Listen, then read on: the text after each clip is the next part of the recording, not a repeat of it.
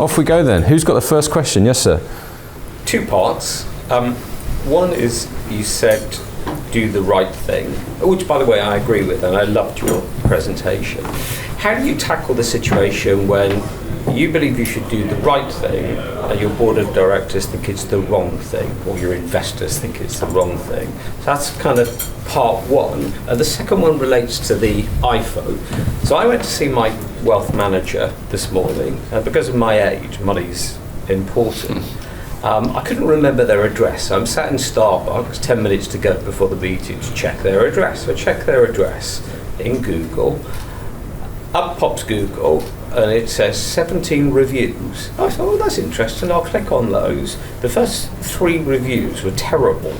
Yeah, like catastrophic. And I'm thinking, I've got all my money. Oh my God, I'm going to meet them in a minute. What am I going to do about this? So maybe you answer the first bit, and anyone else comment on the second bit. Yeah, so I think that doing the right thing, because everybody has different values, different views of what the right thing is. But I think you as a leader have to determine what your culture is, what your values are, what you stand for, and what you're willing to fall on your sword over. And I think that when you get to that point, if you're not to that point, there's room to negotiate with your board, whatever. When you get to that point where you know that is not in line with the values that you live, then you got to stand to it. And I've done that. If you read my book, and lots of other people I talk about it all the time, I retired a lieutenant colonel for a reason. Because I had a boss who was not doing the right thing, and I stood up to it.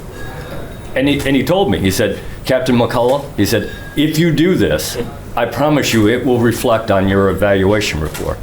I said, then start writing, because I'm not doing what you asked me to do. And it did. He was honest. and I retired a lieutenant colonel. But, I can look in the mirror every single day, and I like who I see. And I had a buddy who I went to West Point with who retired a 2-star general, and he told me, Oak, if you just played the game, you could have retired a general. And I said, not willing to play the game if it goes against what I believe. So I think it goes back to the courage piece. Courage comes in lots of different ways. You got physical courage and you got moral courage. And I think you got to just stand up for your moral courage and what it is that you believe in.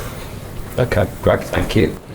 I would agree with that. I've done the same actually. When I feel really uncomfortable about something that's being proposed, ultimately it comes back to you. But also, if you don't take a stand, no one else will. So sometimes, actually, I'm in a current situation now where I know there's going to be fallout because I have been saying no to the boss of the firm, and I know that's not going to go down well. But I can't go beyond ethically what I think is the right thing to do. And ethically, I also think it's the right thing to say, like not to be silent. Another route is just to go zip, but that's not right either. Because then you agree. Because then you're sort of, you're condoning it. It's like people who see a horrific thing happening in the street and they don't intervene. You're actually condoning it. You're a participant in the scene. And then the problem with online comments generally, and I've looked at this in quite a lot of depth, and it's not just reviews, there's also all sorts of review sites that encourage people to write reviews, and also the same on social media and other places, it's that lack of accountability for what you communicate. If I'm, for example, giving you your work review and I'm having to sit in the room across you face to face, I will be careful about the words I say, I'll be measured, and I won't maybe go to more of an extreme and more of an aggressive tone, because you're opposite me. Like there's someone pushing back if I say something that's out of order. Online, I could say whatever I want about you. I could literally kind of vilify you, and you can write back, no, that's not the case. But everyone goes, no, look, she wrote these awful things. And then it self-perpetuates. So that's one of the real issues we have about how we've encouraged our online communication, is we've lost the accountability. I actually think you should always do difficult things face to face, because the person, when they're actually sitting there, has to own what they say. And coming back to being careful about your language, it makes you more careful about it. If you're just writing someone's report and you can write whatever you want, you tend to be a little bit more aggressive about it. But it's an endemic thing with allowing for that lack of accountability, and it's everywhere. I see way too much uninformed commentary going on generally in the world everywhere today, even about the current thing happening in Israel. I'm afraid it's a way more complicated story than just the events now. It goes back 20, 30 years. There's lots of history. Same with Northern Ireland, same with Ukraine. And I get very fed up with the soundbite people who just jump on a bandwagon, and I go kind of for Ukraine. Well, have you investigated what happened in 2014? It's not quite so clear cut. I mean, yes, it's horrific, but by the way, both sides have committed horrific atrocities. It's not simple. Yeah, no, I couldn't agree. Very complex. Okay. Just one thing. When you ask a question, could you just introduce yourselves as well? So this is my name. This is who I work for. Yes, sir, over there. Sorry. It's Justin Benson from KPMG. I'm not here to say anything about the press this morning. There was an interesting thing about the way that you were defining trust almost in the US military about people not wanting to join. And I was trying to understand that measurement or how you define trust in a certain way. I don't want to get to the nth degree. It's a bit like doing a legal contract or something. But there's something about what it means to the group, the people. Because I couldn't help, when you were saying that, I couldn't help feeling that, number one, social media is huge. You know, we didn't have that really 20 years ago and before, and there was a lot of wars. There's been a lot of wars as much in all our lives for a long time. But right now, I mean, it is so much in your face. The last thing I would want, when I was 18, I did, it was a career choice. I chose not to. But when I thought about it, now I wouldn't give it a second thought, seeing the body bags and everything else that happens. So I was wondering, that's a very extreme example, but how do you deal with that kind of trust in changing it around? So I think part of the problem, a couple of things that are the problem. One, the senior leaders in the U.S. military over the last decade probably have made some very bad decisions that affected people. A lot of issues about the law, in the military, a captain has complete control. I mean, military justice is not a room of your peers. It's one guy or gal who gets to make a decision on what you did was good or bad, and this is the punishment. And we have a lot of issues with that has happened over the years. They have made bad decisions on, let's look at this. And this was really, in my opinion, what really set it off. The Afghanistan withdrawal. However, whether you believed we needed to be there or not, that was a debacle, no matter what you believe. I personally believe we needed to withdraw, but we needed to do it well, not like we did. But here's the problem. You had the President of the United States stand up and say, not my responsibility. You had the Secretary of Defense, a retired 4-star general in the United States Army, not my responsibility. The Chairman of the Joint Chiefs of Staff, a 4-star active duty general, not my responsibility. Then whose responsibility was it? The 3 most powerful people in the world, and it's not their responsibility? That killed the military. I'm just telling you. I have had, the last 16 years, I have recruited for Army ROTC to bring in lieutenants in the Army. And 75% of our recruits historically are children of people who served in the military. I have had, in the last year, I had 6 either active duty or retired lieutenant colonels who told me they told their son or daughter, do not go in the military. If you can't even convince the people who have served for 20 years that that's a good idea, how are we going to convince an 18-year-old? Sorry, just to come back, the leadership point you're making, the point you're making is the leadership point. If you're going to bring that round, that's going to change. Those leaders have got to change the rhetoric, haven't they? They've got to Absolutely. Thank you, guys. Thank you. I'm going to move us on. Thank you. You had a question. Is that right? Did you put your hand up? Yep. Yeah, Sarah from Layer 8. Just with building trust and building community, what are the sort of challenges and opportunities that we have when lots of businesses are still homeworking? Lots of businesses have decided, people are in their garden shed working, Right. There's not as many face-to-face opportunities. Somebody else want to get that one? I'm not sure that where you work definitively has to affect the level of trust. I can trust people who I've just met. I can trust people I've known for years. I can trust people I've had a few seconds with. Weirdly, it's something much more fundamental. It's a bit like love. It's quite hard to describe, but you know when it's there and you know when it's not there. And it's something to do with, the respect you have for people and knowing that their word is their bond. So I come back to the porn industry, that example. I knew of that guy. If he said something to me, that was going to happen. I didn't even have to think, was it going to happen? And that's sort of what trust is. It's knowing if you agree something, that then something is going to happen, or knowing that you've got your back. And I don't think actually the homeworking aspect or not homeworking affects that. I think there's a bigger problem in community in that the way you communicate when you're homeworking is harder, particularly for a lot of the juniors. It's easy for me. I've done what I did for years. I kind of know what to do. Much harder for someone to apprentice on me by just tagging along to Zoom calls. That doesn't really work.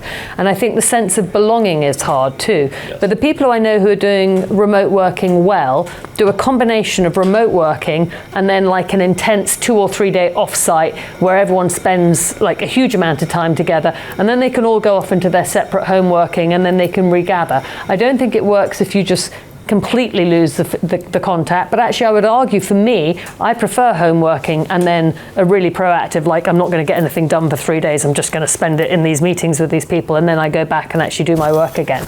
So it's not defined, but we do generally need to improve our sense of community and our sense of responsibility in the community. The problem with home working is people turn off the screen and then they kind of go off and then they don't feel that engagement. So I do think you have to work a bit harder to make people feel engaged, and I think generally, as I said when I was talking, we all need to stand up a bit more and be a bit more responsible and be more proactive and not just complain about it, but leave it to someone else to sort out. Sarah, I think there's a couple of things there. The first thing I think is when we start talking about the relationship, are we talking about let's take London as a community. I'm very proud to be in London. 10 million people circa running around, all disconnected, all good fun. But it's transactional relationships versus, the relationship that we were talking about earlier, which is trust is supposed to be the foundation. It's supposed to be the glue. It's everything. It spells out authenticity within what we do, and more importantly, how we do it on a daily basis. If you start looking at trust, if you start looking at that as a process, Sally mentioned it earlier, active listening. Okay, active listening will then bring into empathy and humanity to start getting to a point where you can understand somebody and then communicate and then create purpose, which leads into trust. The fact is, 10 years ago, you could actually question, were we actually really listening, or were we waiting to say something because it sounded good? Right? And so all of what I've described to you builds credibility, but ultimately builds your character with trust. We do need to get back to more authenticity around leadership. We do need to be more open. I think we should be more open. We shouldn't be afraid that if we say something, that something bad's going to happen to us on Twitter or LinkedIn. Right, as a direct result. So I think openness, authenticity is a part of that. But leadership has to change. So if you look at any McKinsey report, if you look at any PwC Bain report, you'll see globally that 84% of all leaders on a regular basis are stuck in a Horizon 1 mindset. We need our leaders to be in transformation, Horizon 2, in order to accentuate growth and performance, Horizon 3. Right. And the other thing I would say is thinking back to an example where I was on a board and we used to have for a few months some quite heated discussions, and at one point one of the executives said to me, "Oh no, the board really isn't working, this is a disaster." And I said, "Nonsense, it's great. We've created a safe space, we're having challenging conversations, no one's getting argumentative. The fact that we've got different views means we're going to have really healthy conversations." So I think the other thing is our current sort of societal sort of, shift has been we all have to please everyone all the time. Actually, I think we need to start getting better at just being a little bit more, controversial about what we say and challenging things. Not in the horrible scenario we saw about Brexit, where everyone started getting very hostile with each other. But it's good to have challenging conversations. There's generally never a right answer, and particularly in startups, there's definitely not a right answer. So it's all about exploring the possible options and seeing what makes sense. Okay, thank you, Sally. There's a question at the back from this gentleman, then I'm going to ask the panel a question. Carbon Cambridge Financial Services. I am an ex-city lawyer, having worked for a big firm for 35 years. I was very fortunate to be able to afford to get out last year.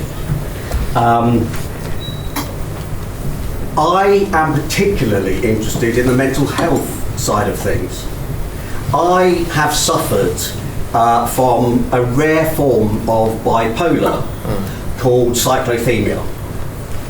And I came across quite a few, well, loads of my colleagues who suffered severe mental health issues, largely arising from stress. Long hours, pressure on billings, fees, time recording, etc. But they could put a brave face on it because they didn't want to be seen to be weak. Now, the standard response from the hierarchy was that if somebody went along and said, oh, I'm very depressed, I'm stressed, etc., the firm would say, okay, take some time off, and when you're better, come back. No attempt to find out what they were suffering, why they were suffering, and what help and support they could give. What's your question for the panel, Sean? So my question for the panel is, how do they think employers should deal with mental health issues? Okay, I think that one's for you. I'm not going to pretend that we've got the answers to all those questions. It is, as I said, I think it is the biggest issue that we're going to have to confront. You know, this has crept up on us quietly. As I say, I still think we're in the experimental stage, because it does scare me that we continue to put these stresses and pressures and expectations on our lawyers, some of whom respond to those pressures really well. Some of them actually embrace it, enjoy it. There are some who actively don't, and who frankly will suffer as a result of that. We have to be extra sensitive to try and, you know, appreciate what the different personalities and how they're going to react. But we have to put in place, as we have done, all the measures we possibly can to support them. So confidential helplines, we have remote GPs, we have clinical referrers, we have these series of support opportunities for them. But ultimately, we can do no more than encourage them to avail themselves of them and put them in place in the first place. But it's still, as I say, it still is a worry that there is a culture of high performance and expectation, which is, you know, every business wants it. That's what we're all aiming for. There are some, though, that are just going to really suffer as a result. And that question was right. The other thing, that we've got a very flexible, agile, remote working policy. The difficulty I think we have with that is we are given fewer opportunities to spot the signs of mental health issues. But also, I just think people don't really understand the importance of the water cooler conversation, the physical interaction. The staying at home, great, saves you on car parking, it saves you commuting costs, it gives you a couple of hours extra at home. But actually, you know, work was invented for a reason, and, you know, we all need a different environment to stimulate us, to provide balance in our lives.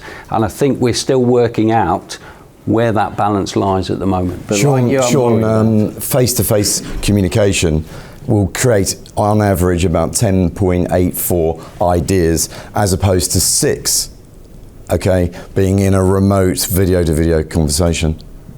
Dan, Yvonne's got a question. That's right. Can I just, before that, just want to add one comment on, and I'll hand over to you, is, John, I just want to acknowledge you for sharing your story. I think it's enormously brave and courageous, and I want to acknowledge you for that, and thank you for that. And in my experience, I think I was listening very carefully to what Julian was saying, is I've seen it in my own life where I've seen the most underperforming people, and when you just understand what causes them to be underperforming, and you start to understand actually they're battling in their own life, and you give them those support structures, you unlock the fire in their heart. And I've seen it, and it's so amazing when you see someone who's battling, and you can see it in their body language, their demeanor, and you can intervene and you can change and help them in those circumstances. and they become a better performer. And I think for me, it's about how do we, as leaders and organizations, allow for that openness of sharing to say, I'm going to share something very personal, very courageous, and I need help. And I think it's also how, as leaders, we create that environment of authenticity and openness to allow that sharing to happen. And I also think employers are getting more flexible. I have a friend who is working in an organisation, and one of his colleagues is very much on the spectrum, and they were trying to work out how best to support them. And it was just simple things like they're not going to want to work in the same open plan box as everyone else. They're just going to need a quiet room. They might want to have it set up in a different way. And so you do have to look at things on a much more employee by employee basis rather than just trying to have blanket policies. So I think the end up spectrum will be some people will work more at home, some more work in the office, some might want a different sort of working environment even when they're in the office.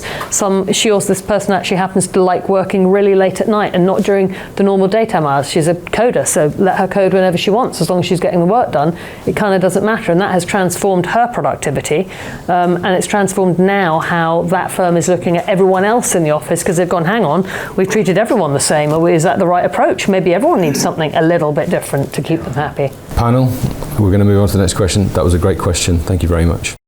Yvonne. Hi there. Yvonne DeVille. I'm the Chair of the Finance and FinTech Group Institute of Directors. I've got two questions. One for you, the Lieutenant, and the rest is for the older panel. So the first question, just a little bit of background. So I don't have any background in military. My life has been more in a corporate financial services. I do actually have a number of friends that come from the military, various different areas. And once they finish their career in the military, they move to the corporate. And the stories that they tell me that when they're in the military, the team bonding is very different because your life depends on someone else. Right. Therefore, you have to have the trust. Now, when you come and work in financial, I'm talking about financial services because that's where my experience lies. Building trust is almost impossible. The reason is because everything is about the bottom line. And it's very easy, in the end of the day, the employees are just numbers. And I've been in that situation myself, where, you just have to sometimes, pick, 20 people and just let them go. And when you're in a team and you could be one of the person that can be let go at any time because, there's some numbers going to come from the top, and you have to be better with your colleague, how can you create a trust if you're competing against each other? Yeah. I work on leadership, I work in change management communication. I still have not been able to solve this problem. Yeah. So question number one and number two, and then you can all answer. I love what you said about the Generation Z and the expectation. And sorry to say, but we all over a certain age. There is no representation on anyone in the early 20s here. But the technology is changing, right? And as much as some of us hate the working from home, now things are totally going to change. We have the metaverse coming, we have the AI coming, and actually the sense of working from home and actually working in one country soon will not exist. Yvonne, sorry, would you mind? Yeah. So the question is, how can we change and work on the trust and leadership? Let's not talk about the policies, but we have to create something else that enables to connect us on a virtual level and trust. So question one, just to summarize. For the Luton, how do you create trust where implicitly the trust should be created? And question two. What's happening with the future in metaverse? How do you create trust and bond to create better work? Okay, panel, be punchy, please. Yes. So I think you go back to community. If you build a community where people know each other, it's okay to be competitive. Look, I want to win everything I do. I don't care if I'm playing old maid with my 9-year-old granddaughter. I want to win. And that's okay. But you have to build that community where people actually know each other, and then you start to trust each other. You don't have to, it doesn't have to be your life on the line. You can still build that trust if you get to know the people that you are working with. That's the first key. And you can't build trust in a community that people don't know each other. It's not going to happen. So I'm on the board for a metaverse company, Australia, London. So we've got some big advancements where the technology's being taken to 3D, which is actually far advanced than the likes of Facebook, etc. I think there's two things here. Firstly, technology, AI, generative AI, doesn't matter what we discuss here today, it needs better regulation. And we don't have that at our fingertips today. We need better policymakers. We don't want regulation in technology to force the trust issue, but it may have to. Deloitte's come out with some very interesting case studies around the chief trust officer, which is the CTO, joining the board to govern trust within organisations. The trials, from what I've seen and the reports that I've seen, show that actually this is a good space for governance, because everybody on the board is a governance expert, right? So, but things like ESG agendas, things like the trust agenda, are key and pivotal to that. That could be a step forward. That could be a step forward to the future. But better regulation in technology is a prerequisite right now in terms of generative AI and where we're going, and better policymakers, which we don't have.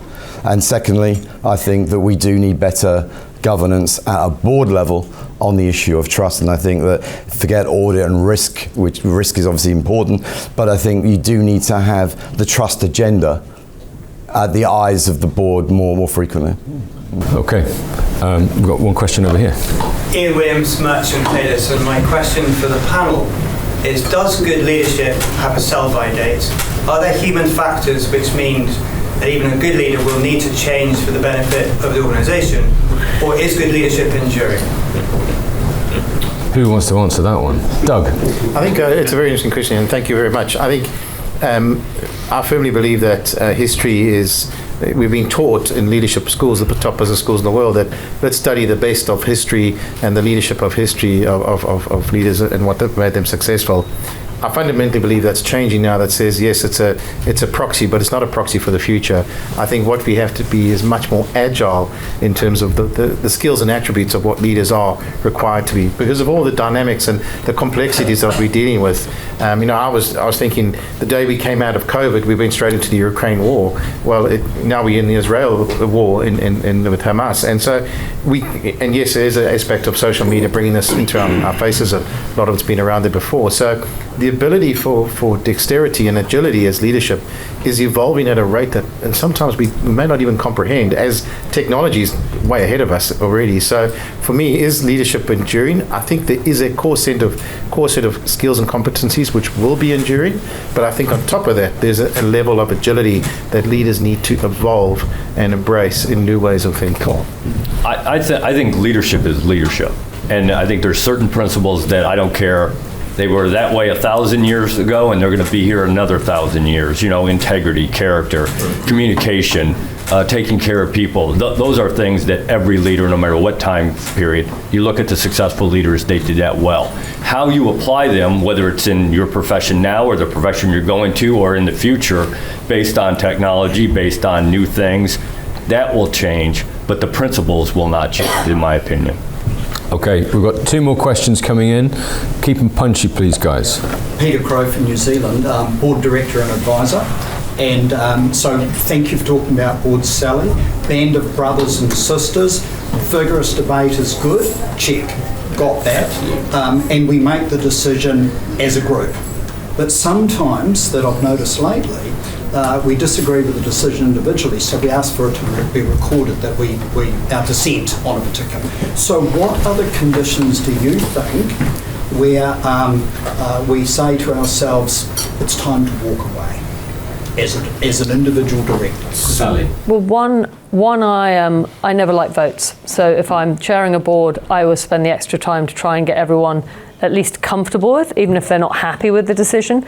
Because otherwise you may win the vote, but you won't get the buy-in and it won't get executed. So you absolutely have to spend the extra time. If there are different views, there are probably genuinely good reasons as to why they're different views. So you do have to go around and see if you can learn from those and see if you can come to some sort of proposition that everyone is happy to take forward. I think if you're not comfortable with the board on a repeat basis in terms of decision making, then you have to really unpack why is that. what is it that means I'm taking a different view on this at every particular occasion? Is it that I have a different view as to how the market's going to unfold, and so my strategic sense of direction as to where we should be going is different to theirs, in which case may not be a good alignment, but equally someone else always pointing out the opposite is great. Sometimes businesses get very comfortable, if they're successful, in the way they've always done things, and they don't notice the competition or the changing technology that's coming up behind them that's about to completely undermine their entire business model, and they have to pivot and change. So having someone in a boardroom that actually has a different view is actually a good thing. But if it's because you're disagreeing in some sort of moral or ethical way with the way they're behaving, then my firm advice would be, if you can't change it and actually improve it, then leave. I do like to try and fix things, because I think that by getting out, that's sort of mandating them to carry on and do the same. But if it really gets difficult and you're getting nowhere, then I would step down, but I would also go on record in writing as to exactly why I've stepped down. And I've done that myself. I've resigned from a board, and I've been very clear that I felt the way the CEO was behaving was unethical. And I put it very nicely, but I wrote it all down as a record, so there could be no kind of lack of doubt as to why I was stepping off the board. Okay, yes sir. Yeah, I'm Julian from Thinkology, and I really love the presentation of Sally about all of the presentations. And my question is that I really love the what you talked about the port industry, about the no contracts cooperation. The reason being is that we are working in Southeast Asia, representing companies in Southeast Asia, and that's how it works. And it's actually really difficult for European leaders to kind of explain that you can write whatever length of contracts you want to have, but what matters is is what is on the handkerchief in the evening restaurant conversation, the terms and the numbers, and that's what is kept. But how you handled kind of misunderstandings, miscommunications, because obviously there has to be kind of misunderstanding in those agreements. How you handle that in this kind of trustful relationships? I think it's the same whether you have a 50-page, 100-page contract, or because I have found scenarios where you look and you go, it's not covered by the contract, even though the thing is huge. Particularly if you look at venture capital LPAs or something, that the 125 pages, and you go, it's not covered in here. Certainly bits of the Russian sanctions weren't necessarily covered as to how you treat them. So having a contract doesn't necessarily help. It's actually having a human conversation with the people about the misunderstanding. Why has it arisen? What did you understand? What did I understand? Can you see why I understood that? I can see why you understood that. How can we find a path through together to solve this? And that's whether you've got a contract or not. Ultimately, if there's a disagreement, the goal is that you both agree a different way forward that everyone is happy with. And that's all about communication. And it's also about understanding the other perspective. We're quite good in the West about imposing our perspective.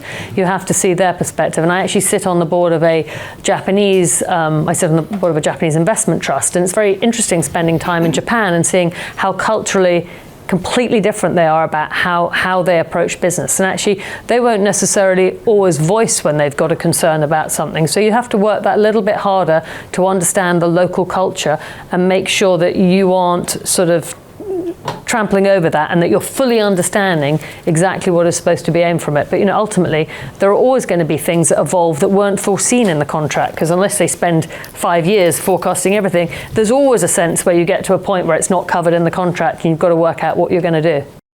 Okay, we have run out of time, and we're going to ask one more question to the panel, and I'd like a one-sentence answer from everybody, please. And the question is, to what extent does the rise of cancel culture prevent people talking about what they want to and saying what they want to and actually eliminating trust? Sorry, can you repeat that? I think it's critical, because if you don't have a safe space to communicate both sides of the argument, it's cancel culture and the inability to say what you feel, because you might get slammed down because you've got a different view to everyone else. And I've noticed that in the UK, particularly with Brexit, and then also with the vaccine thing, that we had some really polar camps from different groups of people getting quite vindictive with each other. I saw horrible things on both sides with Brexit, and then with the vaccine thing, it got even worse. And I was like, where's our tolerance gone? Where's our just ability to listen? I kind of think that the more intelligent people I meet typically go, I actually don't know the right answer, because they can see that there could be lots of different routes to get somewhere.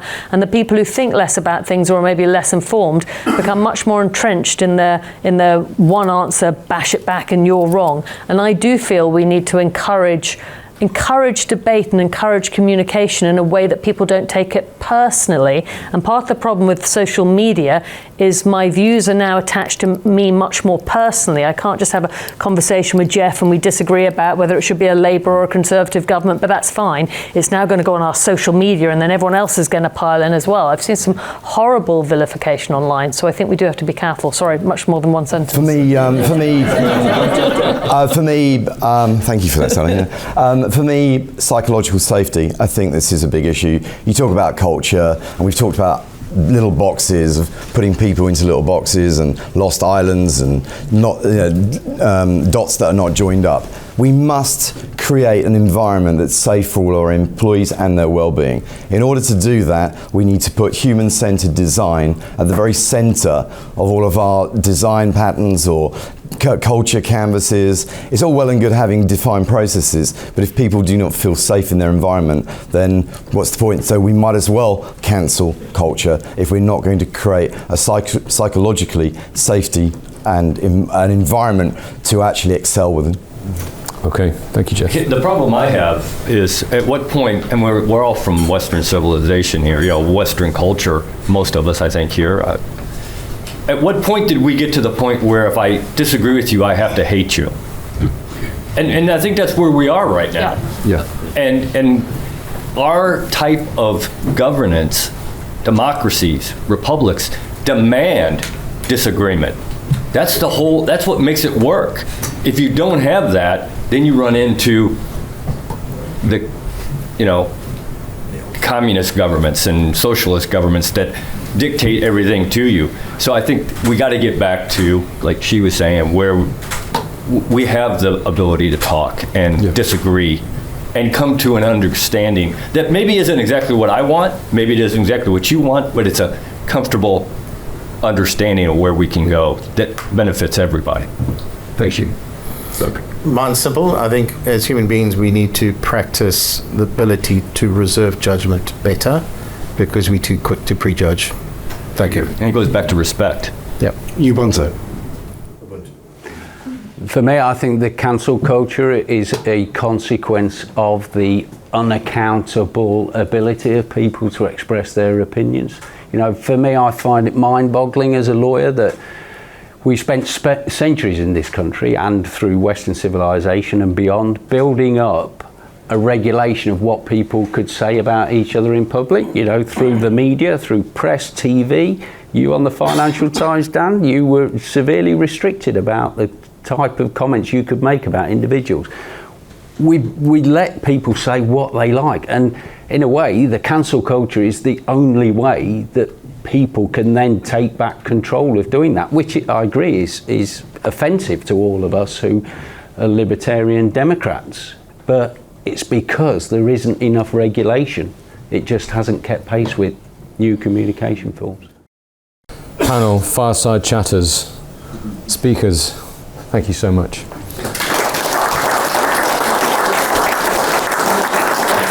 So I'm going to leave the wrap-up word to Geoff. I'm just going to say thank you very much, everybody. Both Douglas and I, ladies and gentlemen, we understand that time is precious, time is valuable. We appreciate everyone that's here today giving up their time to be at our IBEM annual event. We do trust that you have enjoyed what you've heard, and obviously what we would like to do is obviously continue that conversation, and most importantly, thank you, Julian, for your support in hosting our event and making the event what it is today. Thank you. You're welcome.